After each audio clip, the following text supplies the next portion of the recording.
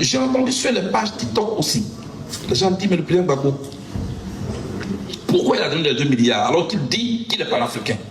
J'ai entendu ça. Avant de juger quelqu'un, il faut d'abord savoir ce qu'il a traversé. Quand on parle du président Gbagbo, beaucoup en parlent aujourd'hui. Il y en a qui disent, oui, je suis de la cour. Là, quand tu dis que tu es de la famille de Gbagbo, là, tu peux arriver à la cour, il y a les mendiers à la présidence. Il y en a qui sont assis sur le mendier. Il arrive là de 7h jusqu'à 18h, il quitte le mendier, il va à la maison au quartier, il parle. Je viens de la présidence. Et puis après, il y a le salon, à la salle d'attente. Le gars peut venir dire, j'ai la nouvelle président, on le fait asseoir. Il reste là à 18h, il sort, je viens de la présidence. Tout ça, c'est la présidence. Et puis il y a le bureau du président. Et puis il y a la maison du président. Je suis un enfant de la chambre du président.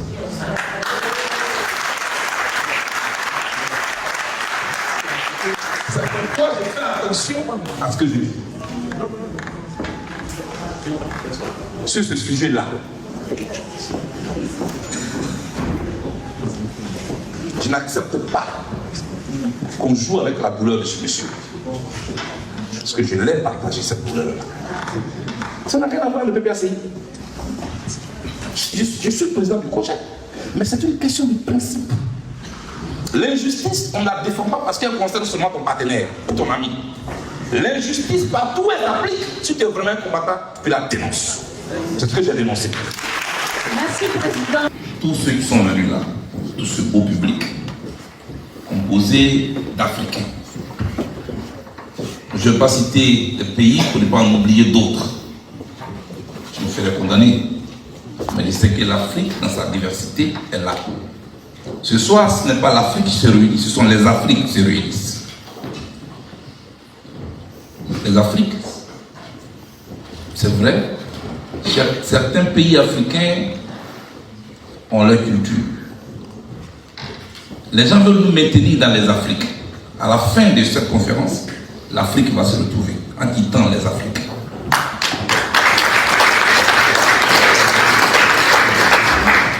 Les Afriques, c'est chaque pays avec ses intérêts. L'Afrique, nous faisons un. Et c'est nous qui nous retenons ce soir.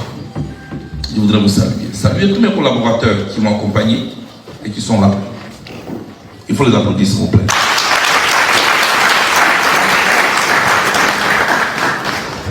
Cela dit, je ne peux pas commencer cette conférence sans vous dire merci. Pas pour le déplacement que vous avez effectué aujourd'hui. Mais je vous dis merci d'avoir été là. De 2011 jusqu'à 2021, pour le président Laurent Gbagbo, que j'ai trouvé à la Cour pénale internationale, et de 2014 jusqu'à 2022 pour moi. Quand vous êtes en prison, c'est vrai, vous avez des conseils, des avocats, qui plaident votre cause dans le prétoire, la Cour pénale internationale, mais la mobilisation des dehors vous montre et vous démontre à souhait que la cause pour laquelle vous êtes là est partagée par des milliers de personnes. Et vous l'avez démontré à profusion. Vous avez bravé le froid polaire. Et c'est ce que c'est que le froid de la haine. Abandonnement enfant pour les femmes. Mari pour les femmes aussi.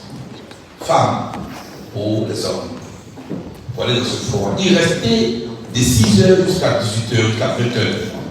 Monsieur le président du comité d'organisation et toute son équipe qui m'a été présenté tout à l'heure, je voudrais vous saluer, vous dire merci d'avoir créé ce cadre au-delà de la Côte d'Ivoire, mais en africain. C'est ce que nous sommes. Et c'est ce que nous sommes fiers de faire. Je voudrais donc vous saluer, demander qu'on applaudisse le comité d'organisation.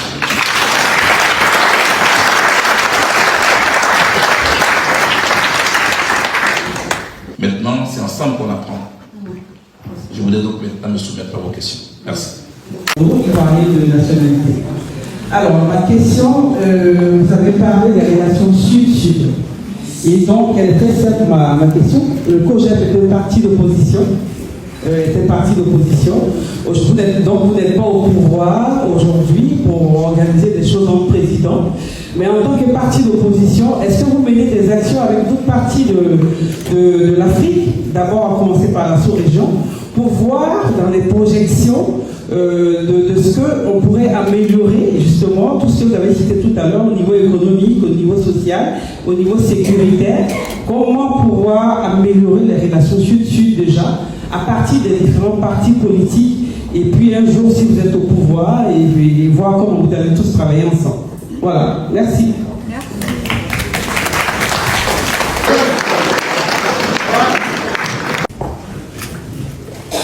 Depuis que je suis sorti de prison, je voyage beaucoup en Afrique.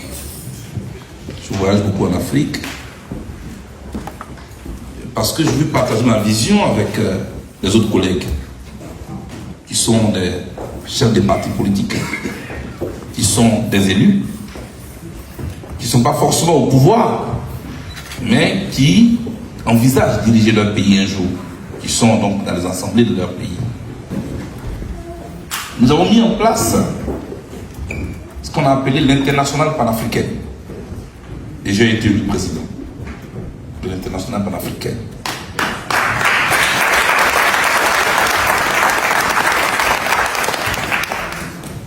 Bien sûr, pour adresser les questions qui font l'objet de notre rencontre aujourd'hui. Et nous continuons de réfléchir pour trouver la bonne trajectoire. Parce qu'il fait la différence entre les activistes et les politiques. L'activiste, il parle.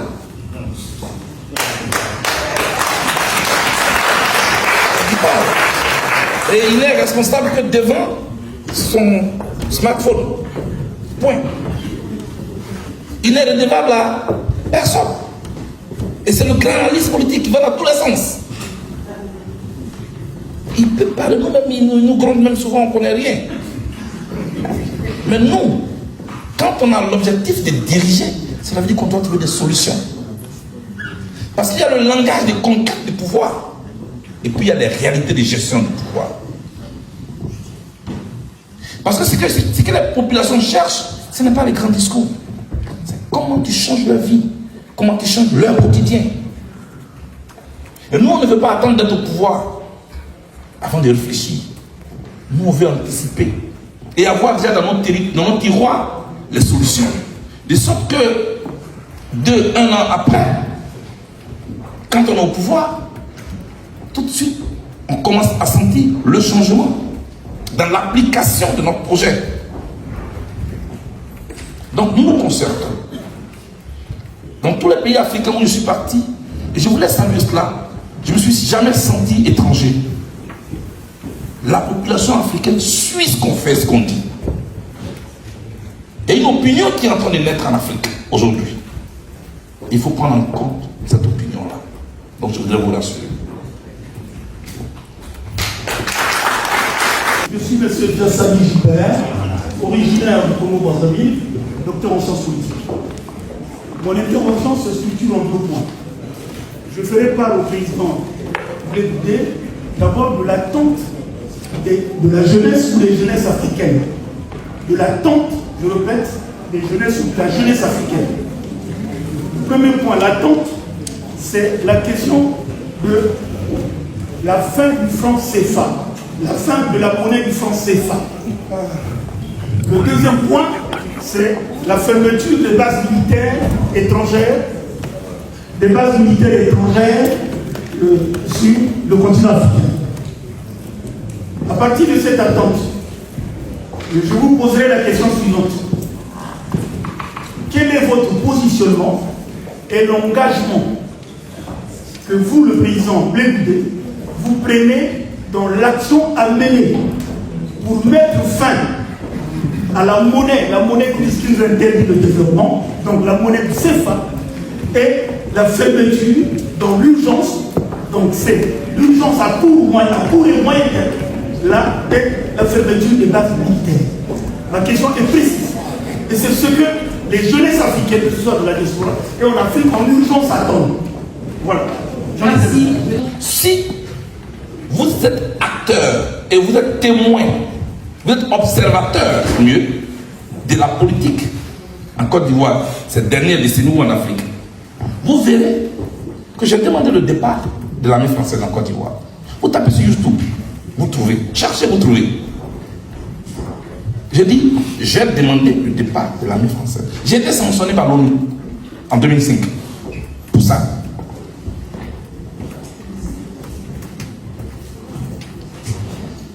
Et puis je suis content qu'aujourd'hui, beaucoup nous rejoignent. Parce que c'est ensemble qu'on peut gagner. Donc ma position, elle est claire là-dessus. Ce qui change là, c'est la méthode. Moi, je pense qu'on n'a pas besoin de bander les muscles. Moi, je pense qu'il faut créer le cadre de discussion. Sans violence. Et que les partenaires puissent se rencontrer pour parler. Il y a un qui m'a demandé, entre la France et la Russie, là, toi, tu es où? J'ai dit, moi, je suis en Afrique.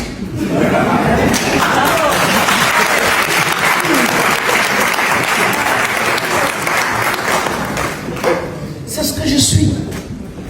Moi, je ne suis pas une tige d'igname qui a forcément besoin d'un tuteur pour exister. C'est ça le problème de l'Afrique. Pourquoi l'Afrique cherche forcément un tuteur? Pourquoi on ne veut pas être nous-mêmes? Que faisons-nous pour compter? Et pour qu'on compte avec nous? Parce que pour qu'on compte avec toi, il faut compter. C'est en fonction de ce que tu as dans la main quand tu es dans la main.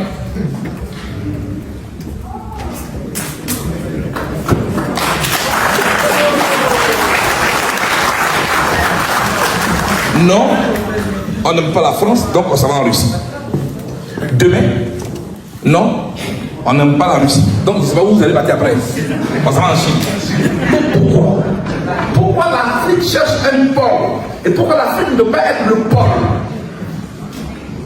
Voilà mon problème. Relisons. Nous avons tout. Si on n'a pas tout, on a beaucoup. Tous les observateurs s'accordent à dire que l'Afrique est le continent de l'avenir. Mais tout le monde y croit, sauf les Africains. Voilà le paradoxe. On nous a formatés à croire que le meilleur est ailleurs. Voilà comment on nous a formatés. On nous a formatés à vivre avec une mentalité de ce que le meilleur est ailleurs. Moi, pour parler football, hein, excusez-moi, l'année passée, mon pays a organisé la CAN. Tous les petits pays sont venus nous battre. Et on est assis, on attend le match du Maroc. Si le Maroc fait un match nul, ou bien si le Maroc gagne, on n'est pas mis les quatre. Il y a les quatre derniers, les quatre bons derniers.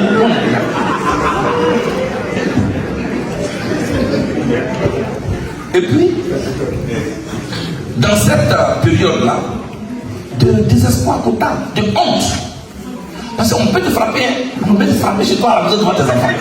Ça va faire plus haut que tout. Et dans cette honte-là, l'entraîneur Jean-Louis Gasset il démissionne. C'est-à-dire qu'il a abandonné l'équipe. Donc son argent, elle a failli devient l'entraîneur. Le Maroc a gagné. Donc nous on est qualifiés. On dit non, qu'ils vont aller prendre Hervé Renard.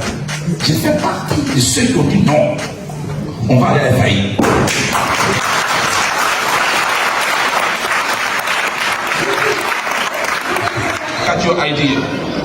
Merci beaucoup à tout le monde.